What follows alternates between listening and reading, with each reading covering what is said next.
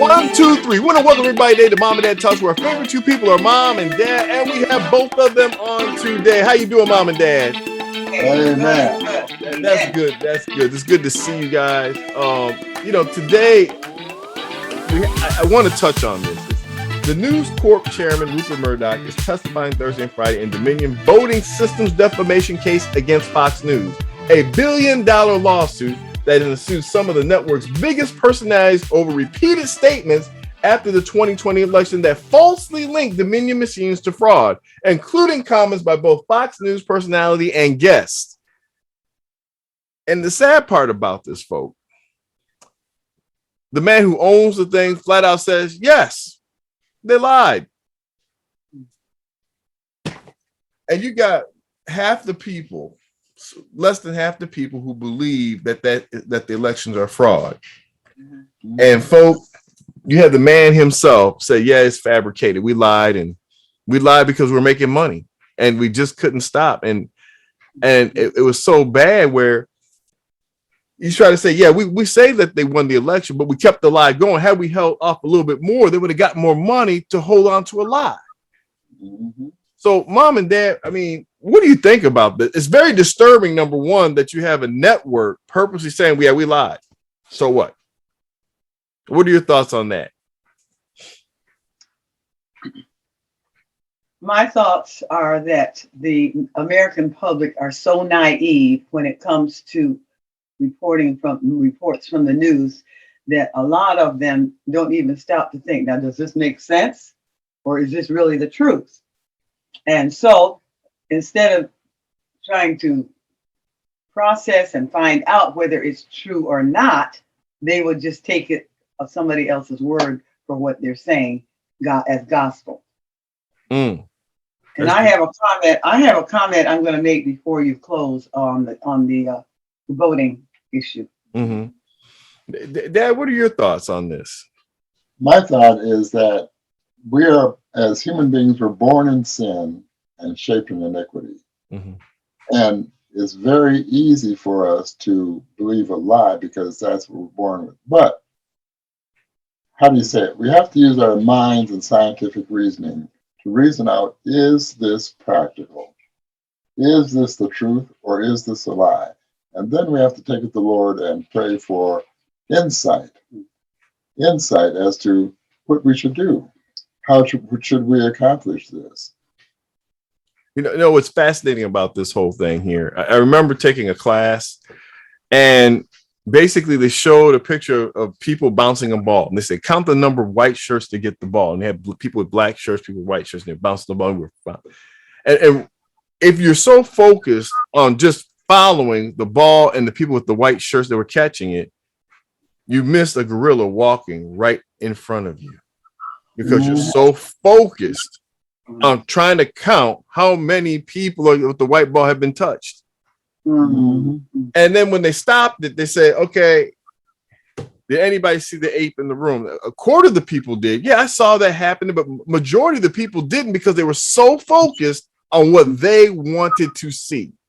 Mm-hmm. And I think the sad part about a lie is that the lie focuses on what people want to see, not what is reality of what's being seen. Right. Mm-hmm. And because they want to believe a lie so bad, you pump that lie.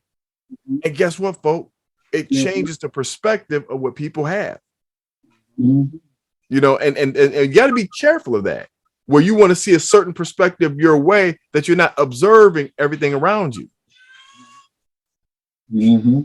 I hear somebody in the back here, but keep on going, Dad. And look at supposedly the gasoline shortage in the 70s. People were lined up in long lines to purchase just a gallon of gasoline. And now we're finding out there was no gasoline shortage. Mm-hmm. It was something that was fabricated. Yeah. And it was fabricated to make money and to raise the price of gasoline. Mm-hmm. So the gasoline shortages that we had in the 70s was a fabrication that we believed, and we were led to believe, and we were duped. And so it goes to show us that everything that people say, we don't have to really trust everybody for that they're telling us the truth. We need to find out for ourselves, is this true or is it not true? Mm-hmm. There's a scripture that says, trust in the Lord with all thine heart and lean not unto thine own understanding.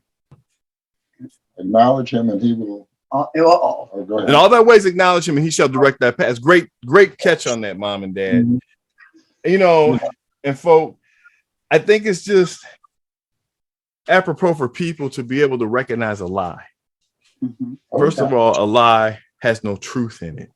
When it's exposed to truth, it fails, right? Mhm. Doesn't make sense, right? Correct. And that's the hard part, because sense to people is not all sense to everybody. Mhm. Right. You got to validate, right? Mhm. And just see for yourself, hey, does this hold up? And a lot of times people don't want it to hold up. And that's why the Bible, and I'll talk about it a little bit later here as we get ready to close. In fact, I think it's a good part to bring it up now, because I think we're about ready to close. Mom said you want to say something before we go. Yeah, before we close, I want to go back to this 2020 election Yeah. we had. And I had been previously, before the 2020 election, working the polls as a poll setter. Working the polls when people come in to register, come in to vote, actually vote. So I was one of the persons that was working the polls.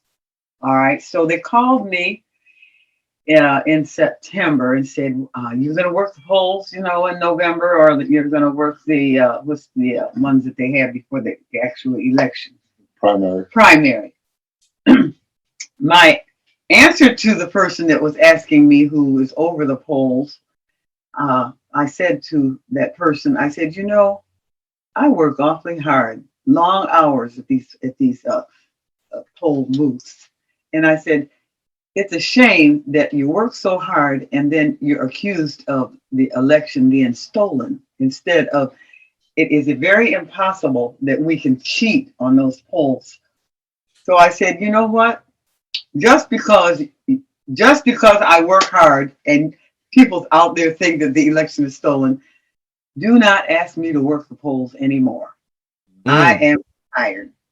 So I am in another area now that called zoning in my precinct, and I'm not going to be bothered with the polls as long, I'm done with the polls, because I don't believe that they should have allowed number 45 to put out there that it was stolen. Yeah. All these people misled and believing that lie. It was the biggest lie that was ever told, and they need to do something about lying. Maybe if they lock people up for lying and not telling the truth, maybe it would stop.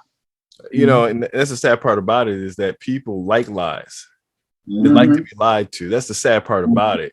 And then when you do expose them to truth, then they can't handle. They got to make an excuse. Well, that didn't really happen like that. Like, dude, it's right in front of your eyes. It's kind of like when Jesse Owens won the Olympics. Did he really win? Just because I turn my head and turn around and act like it didn't happen, it happened. Sorry. Just because you see it and you refuse to believe it, that's the strong delusion. I don't want to leave this text with people before we go off. I usually give a statement at the end, but I'm going to leave this text at the end. 2 Thessalonians 2, and I'm going to read 10 through 12.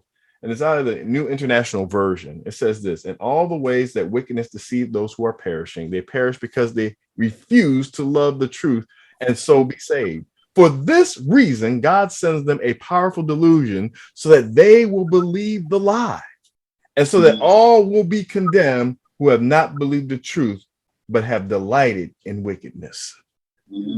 Folks, I'm going to leave that with you. When people want to do wicked things and like wickedness happening to other people, that's why they want to believe those lies, because they know for a fact that that shouldn't be happening.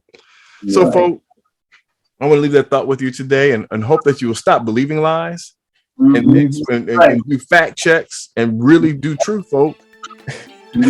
Because like I said, you can find information out there to believe a lie all you want, but after a while the lie doesn't have any weight. And you see Rupert Murdoch, he didn't even take no, he just said right away, yeah, we lied. Mhm. And folks, be careful of that. Be careful of wanting to see what you want to see. Be observant of everything around you and just measure in the truth that it has in it, folks. All right, so next time till we see on Mom and Dad Talks, folks, be truthful people out there and honest people and live that honest life. Because Right. if you're doing those little lies, guess what? You're a liar yourself. There you go. That's why it's easy to believe a lie, because the lie is in you. All right, till next time, we'll see you on Mom and Dad Talks. All right.